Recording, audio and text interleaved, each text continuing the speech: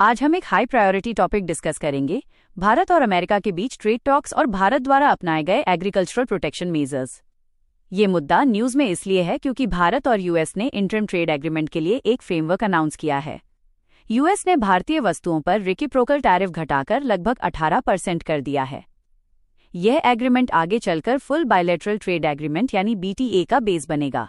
इस interim trade agreement का मुख्य उद्देश्य है भारत को $30 ट्रिलियन यूएस मार्केट तक प्रेफरेंशियल एक्सेस दिलाना, लेकिन साथ ही यह सुनिश्चित करना कि भारत का एमएसपी सिस्टम, फूड सिक्योरिटी और किसानों की लाइवलीहुड प्रभावित न हो।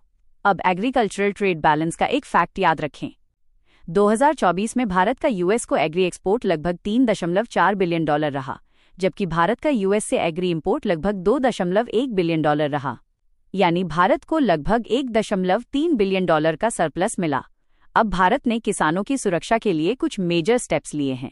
पहला, यूएस ने भारत के लगभग $1.36 बिलियन के एग्री एक्सपोर्ट पर जीरो एडिशनल ड्यूटी लगाने की घोषणा की।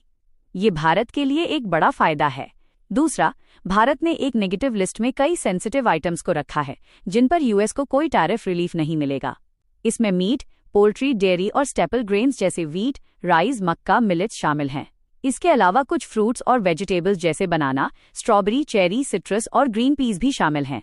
साथ ही soybean, sugar, oil seeds, ethanol और टोबैको जैसे प्रोडक्ट्स भी सेंसिटिव कैटेगरी में रखे गए हैं। इसका मकसद है कि भारत में सस्ती विदेशी एग्री प्रोडक्ट डंपिंग न हो। तीसरा, भारत ने जीएम फूड इंपोर्ट पर अपना स्टैंड क्लियर रखा है। भारत ने यूएस के जीएम कॉर्न और जीएम सोयाबीन को अनुमति नहीं दी है, यानी जीएम बैन जारी रहेगा।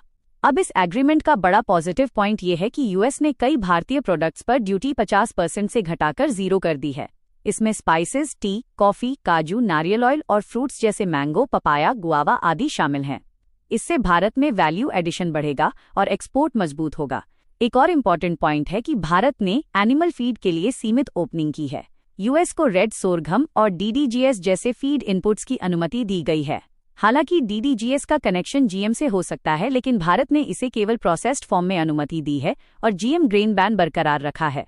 भारत ने सेफगार्ड टूल्स के रूप में टैरिफ रेट कोटा यानी टीआरक्यू और फेज्ड टैरिफ कट अपनाया है, जिसमें 10 वर्षों तक धीरे धीरे टैरिफ कम होंगे ताकि भारतीय किसान एडजस्ट कर सकें।